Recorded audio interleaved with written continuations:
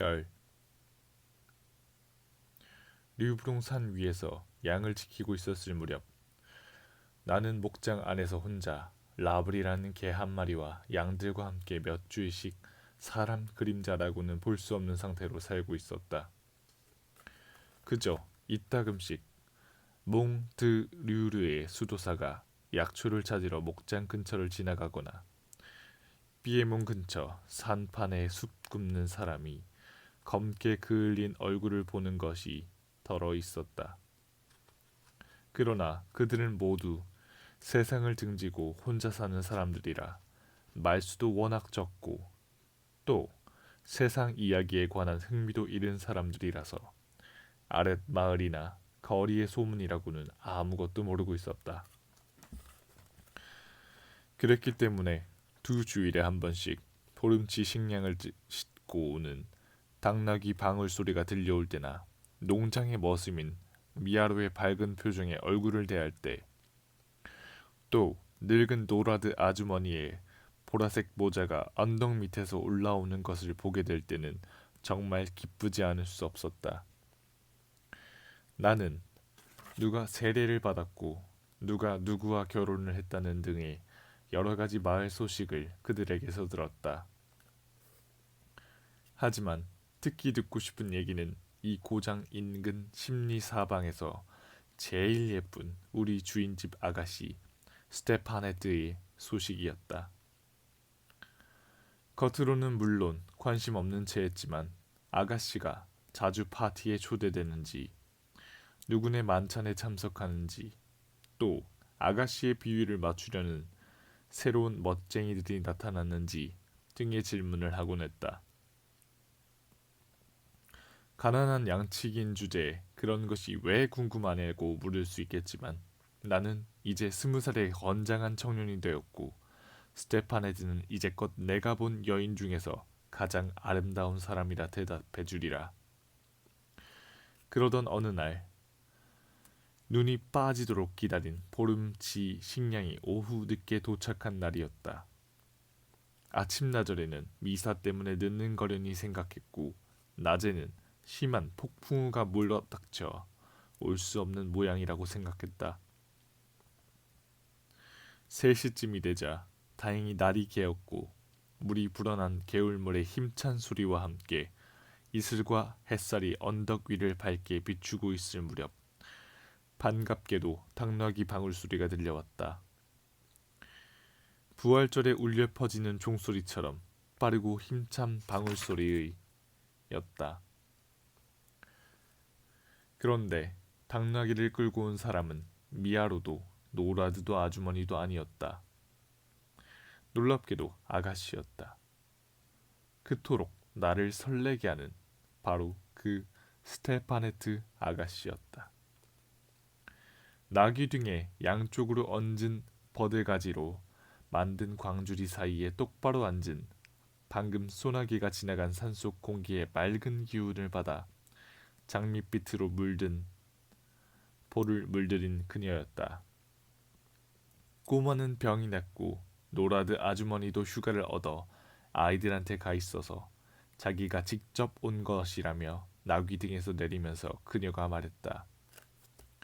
중간에 길을 잃은 바람에 이렇게 늦었다는 이야기와 함께 하지만 꽃무늬 리본과 화려한 레이스로 장식한 스커트 차림의 한 그녀의 자태는 숲에서 길을 잃고 헤맸다기보다는 어디선가 춤이라도 추다가 늦어진 것처럼 보였다. 아, 아름다운 스테파네트. 나는 넋을 놓고 그녀를 바라보고 있었다.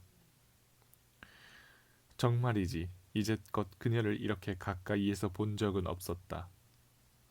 양들을 농장으로 데려다 놓은 가을과 겨울 기간 동안 저녁 때 식사를 하러 가면 종종 아가씨가 거실을 가로질러 가는 것을 볼 수 있는 때가 있었다. 활발하게 심부름꾼들에게서는 거의 말도 걸지 않고 그 아름다운 자체로 약간은 으스대는 것처럼 보였던 그 아가씨가 지금 바로 내 앞에서 나와 마주보고 있는 것이다. 그것도 단 둘이서.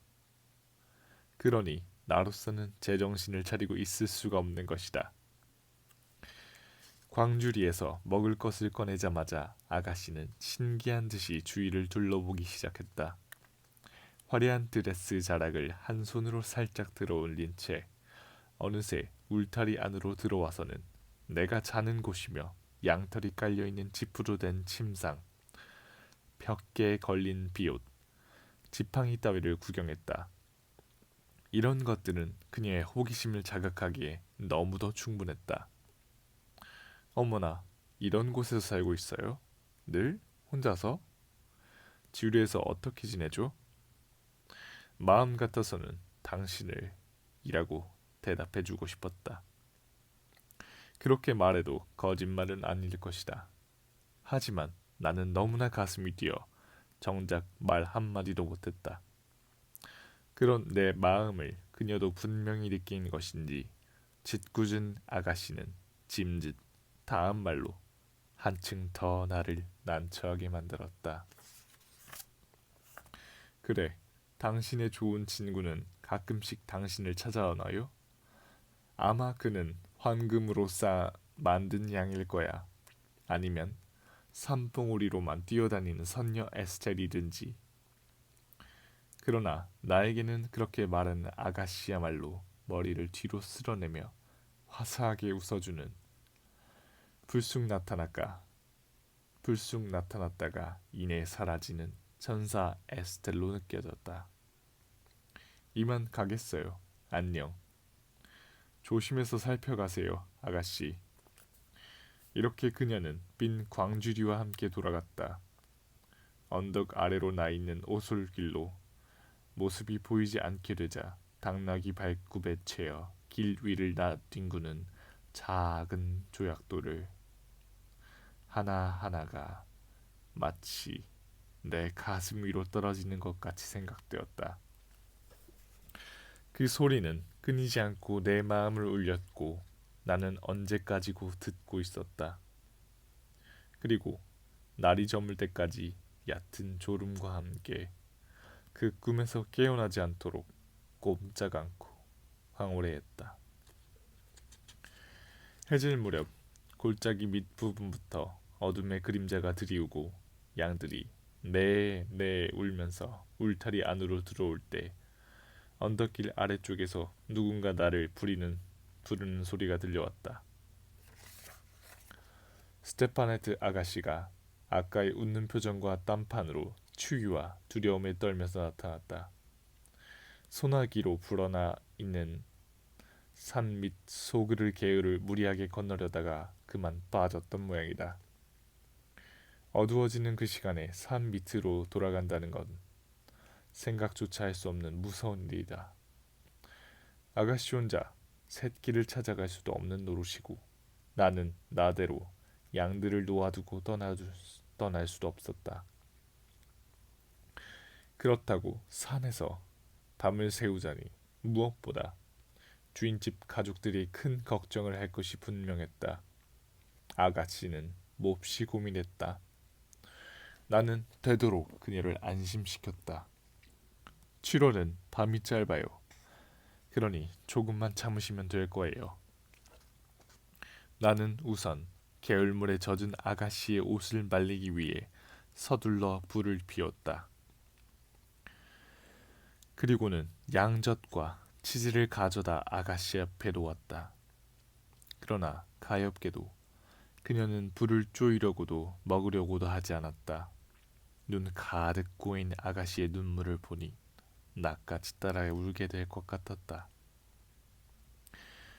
그러는 사이 완전히 밤이 되어버렸다.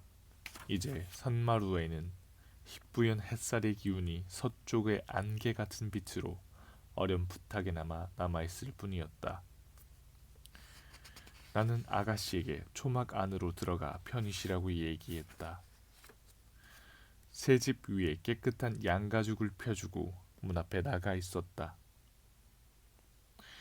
스테파네트에 대한 사랑의 감정이야 피를 끓일 정도로 뜨거운 것이었지만 그렇다고 아가씨를 어떻게 해볼 나쁜 마음은 조금도 일지 않았다.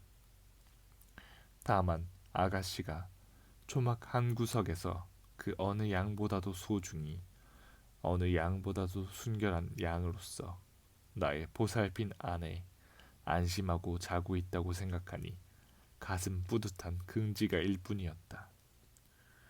정말이지 하늘이 이렇게도 깊고 별이 이렇게도 빛나 보인 일은 일찍이 없었다.